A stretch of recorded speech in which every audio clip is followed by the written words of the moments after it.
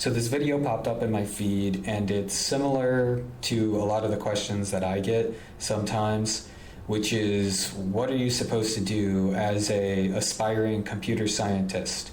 Either you want to try and get a job, which it seems like this video is focused on that, or you just want to learn and you're trying to maybe become less of a hobbyist and more of a professional, or maybe a mixture of both, serious hobbyist, whatever, right? And this guy, he has this video where he goes into his feelings and strategies about it. I'm going to bring my take to it. I feel like I am generationally probably about 5 or 10 years older than him. It just sounds like that might not be true, but I think that he just graduated from college, and that's where his perspective's coming from. And I understand the plight and difficulty a lot of people that are in his position that just graduated are having. And I've got some notes over here that I took on it as well that I think are going to be relevant, that I might bring up as the video goes through, but definitely in the middle. And we'll also react to some comments, I think, because there are some interesting ones. So let's just get it going. When I first got into CS, I really tried to learn everything that I could. So things like React, Python, AI, backend, frontend. Pretty much, I thought the more that I knew, the better my chances. But it turns out that's not how it works. See, I wasted so much of my time chasing 10% of everything instead of going 100% in on one thing. And I see so many people doing the same right now. But the truth is, people don't get hired because they know 12 different things. They get hired because they're really good at one thing. And honestly, the more I focused on one area, the more confidence I got. My projects got better, and I could finally explain what I was good at on my resume and for interviews. So this made me realize that depth is what separates you from everyone else. And it's not just the surface level knowledge that ChatGPT could replace in 2 seconds. So yeah, I'd advise. Yeah, so it really sounds like when you watch this video, he's basically talking about how can he be appealing and get hired to these different business, like software businesses or whatever. And he's consolidated it into some new idea he has, which is basically inspired by his frustration with there being too many directions to go in computer science, and him finding extra value in picking a specific part of the entire informational space and focusing on it specifically. And that is effectively, I don't know if he really means this, but it's like the secret being shared by this video. That is a strategy that may or may not yield good results. It's really much more complicated than that. I think everybody knows that intuitively, and they watch a video like this because it just makes them feel better. And it's a break from actually doing something like studying that puts you into this state of mind where you're like overwhelmed again. And that's really why people are watching this. That advice is obviously not true, because if it was true, then everybody would already know that. You wouldn't learn all of this different fucking stuff that seems to be required by these different positions, because you would just focus on one thing, and that would get you a job, because you just sink into that one thing. It's ukulele. You're programming MIDI code for ukulele. But it's not like that in the real world. Your chances of getting a job are mostly correlated with, 1, the number of jobs, 2, your level of knowledge specifically for those jobs, and then 3, how many people even know that you're a good fit for the job, that you have the skills for it. So it can break down at any one of those places. There could be 0 jobs.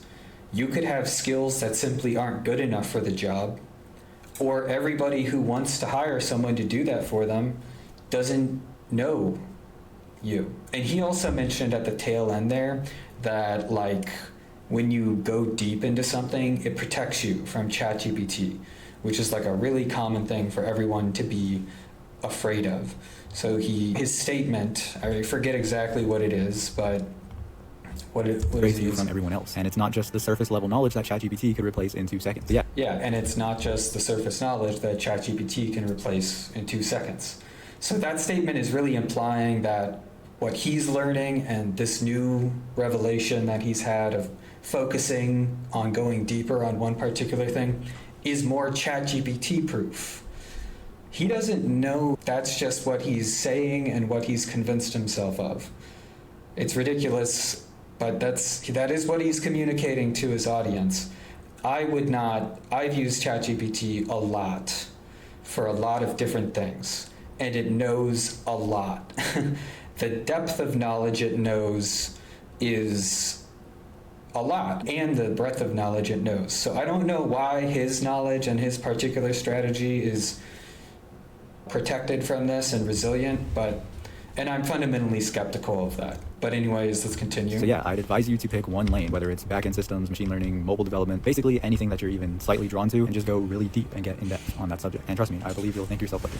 And so this is where most people get stuck. They don't know what to go deep on, so they just try a little bit of everything. And I don't think that's a bad idea. I think you should be going broad to start off with, but then you notice that people burn out or fall off because they think that they have to be an expert at everything, when in reality, they just have to be good at one thing. And this led me to the realization that I don't think people quit software engineering or quit trying to land a job in CS because they're not smart enough. I think they quit because they're mainly just lost. And that's why in my last video, I said to follow your passion, not because it sounds cool, but because it gives you direction. But this doesn't mean to just do what's fun. It means find the part of CS that actually makes you care and to do the thing that you'd want to get better at even if nobody was watching. Because here's the thing, CS is easy if you know where you're headed. And I think most people can pretty easily learn a language and build a basic project, but without direction, none of it really means anything. So pick something. It can be anything. It could be a company that you like, or a sector that interests you, or a problem that actually matters to you. And it doesn't need to be perfect. Like I've said before, it just needs to move you forward. And that one decision where you find your lane will actually make everything else a lot simpler. So let me tell you. So, I mean, that section is titled basically CS isn't hard, finding a direction. I would agree that there are a lot of directions you can go with CS and life in general, and it's hard to pick from that long list of things. Effectively, really what's hard about it is that you're trying to pick something that's good from all those options, and you don't know, and you never will know, really, because things are constantly evolving and humans don't know how to predict the future. The other thing, though, that's implied in that statement, which I don't know if he was just trying to be clickbaity with that, but that really isn't the hardest part. Like, you could know you want to do X, but actually getting to that thing, like, I want to build a new operating system. The hard part is not finding the direction. The hard part is literally understanding everything you need to be able to do that, right? Technically, it's hard to pick an option, but compared to actually going down that lane deeper is much more difficult than like actually picking something. So it's clear that this person's direction, which is we're gonna get there here. I guess I'll hold off on that and I'll let Let me tell you exactly what I've been doing recently to try and land a job after college. I picked a company that I actually care about, not just one that's currently hiring. I learned the technologies they used, looked at their open source projects, studied their file naming conventions, and pretty much just got into real detail on what they're working on. Then I started building a project that feels like it actually belongs at that company. So not a to-do app or a Netflix clone, something that actually fits their mission and their technologies. And this is actually what changed my entire perspective on building in computer science, because I stopped thinking like a student building random stuff or someone just following random tutorials, but I started thinking like someone on their team and started trying to solve issues that they may be going through. And this mindset shift not only makes you build better, but it makes your resume a lot stronger, and it gives you something real to talk about when you actually reach out to people. And that actually leads me to my next topic, which a lot of people often ask questions about, which is networking. So once I get a good chunk of the project done, I go ahead and post it on LinkedIn. I basically describe what I'm building, why I'm building it, the problems that I ran into, and what I learned, and even how it connects to that company. And the good part about this is that if someone on their team sees it, it can even lead directly to a referral without you having to do much. But if not, I don't just sit around and wait for something to happen. This is where you have to put your best foot forward and search for engineers at that company. I basically try and find people who work on things related to my project. And when I message them, I don't just say, hey, can I get a referral? Instead, I say, hey, I built a project inspired by the work that your team's doing on X, and I'd love your thoughts or any feedback. It's not just me asking for a favor, it's me inviting a conversation, and that's what networking really should be. And later on, once a job opens up, that's when you can reach out again and say, hey, I saw a role opened up on your team, I've been working on a project that lines up with your work, would you be comfortable with referring me? And now this message hits completely different, because you're not just some random person, you're someone who already acts like they belong on the team, and you're also someone that the team is already aware of. Okay, so the last thing I want is for you to watch. The video is pretty much over at this point, and okay, so clearly this person's direction is basically to get hired at a very specific company, and his actions all reflect that. From my point of view, is this a good idea for everyone? Maybe it is. Maybe if that is really what you want. I almost feel like that's something that you maybe end up picking when you don't know what you want. Because if you do know what you want, you might just start building that independently of anything. You don't need to delve into someone else's entire stack and their list of work to find a direction. But I think it's perfectly fine to do what he's doing. I actually think what he's doing is probably really smart, is really good, if that is what his desire is, to literally get hired by Joe at company X that he knows he wants to do the work at, which again is very naive, because he doesn't know that the work there is going to be good. He doesn't know that the people there are cool. He's convincing himself that all of this is cool. But the bigger problem with this type of behavior really is if it doesn't go well, now you've just invested all of this time into this one particular company. And the question is, how many times do you do that before you stop doing that strategy? Like before you finally get hired, which clearly seems to be his main goal, I think. And the other question is, if every one of these 83,000 people emulates this, is it going to work out on average for all of these people? Or is the average person going to have to dive deep into 10 companies? Plus, some companies, this isn't even feasible. There's too much code in their entire thing. The code isn't even public. But I would say if you really do have a company that you're specifically interested in, this is probably a good strategy, because it is really high effort and it probably would make you stand out. Now, he said something else about networking that was very closely correlated with this, which was like effectively use LinkedIn to push your profile to the people you want and do it in a particular way that he thinks is less obvious to the people that you want something from them. But in reality, if you message anyone on LinkedIn ever, it's always going to be like, what do you want? And he wants a job. And it's not that hard to just assume that. But yeah, the thing for me is I truly wish that networking itself was just completely automated, because it goes back to an earlier statement I said, which was, it shouldn't even be a problem. If you're a perfect fit for a job, the whole element of getting you to that job and getting the person that's trying to hire to you should be effortless. And all of this work about it is not interesting, it's not necessary, and it's the perfect thing for something like AI to do.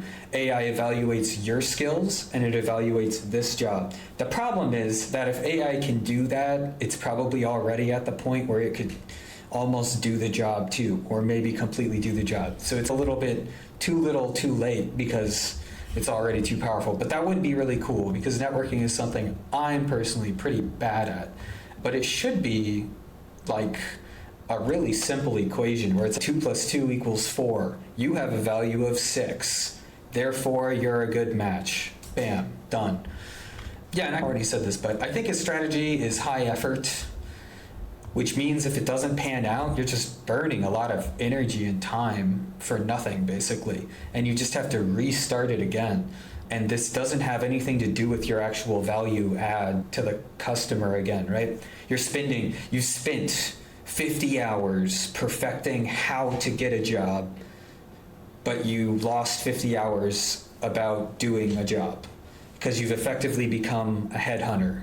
You're doing the job of connecting two people together, which in your case is yourself.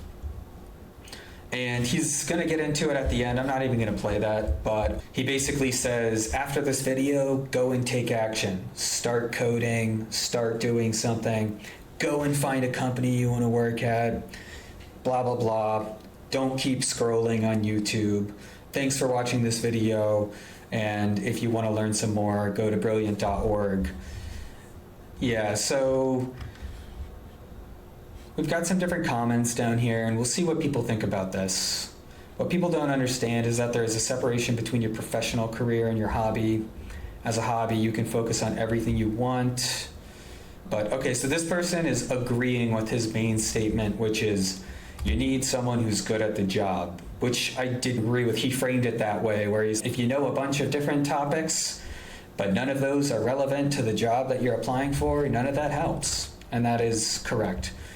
This one is pretty funny. I read this one earlier, which is small correction, current job market likes people who can do two things, not just one, which is really an eloquent way of criticizing the main flaw with this video, which is you can't do what he's saying. You can't just focus on one thing and guarantee a result.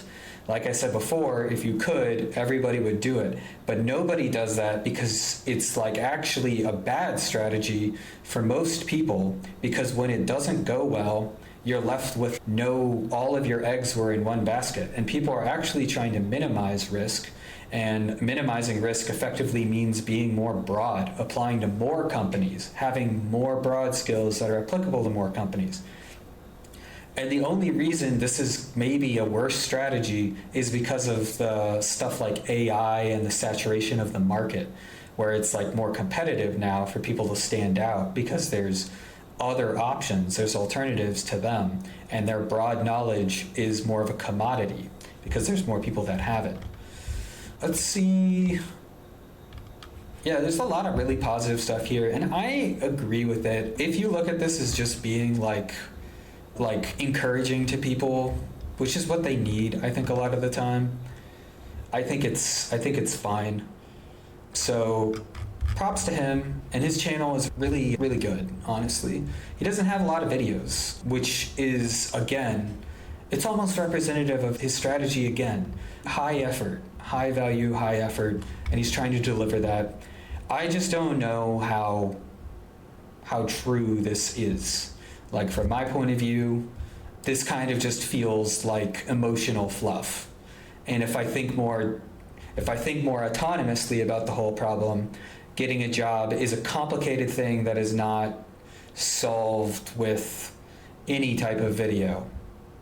And if I made a video like this, it would almost boil down to think for yourself and continue iterating on that think loop, and recognize that problems are really complicated and that you don't necessarily have the power to do the things you want, which in this case is get a job, right? People don't have the power to get a job. No one will pay anyone to walk a letter to someone's mailbox at a certain price point, or to write down what they want to say like via telephone message and deliver it by hand. It's like the job market is fundamentally something that's out of people's control, and you are forced to adapt to it. You don't make it adapt to you. And so it's a very optimistic thing to think that simple heuristics or revelations actually affect anything more than just like the market and the environment in general, and that it's effectively just luck that you get provisioned the limited resource of this job for a certain duration. But anyways, yeah, maybe I'll probably watch some more of this guy's stuff, maybe the next thing that comes out. It was pretty cool. But yeah, let me know what you guys think about it.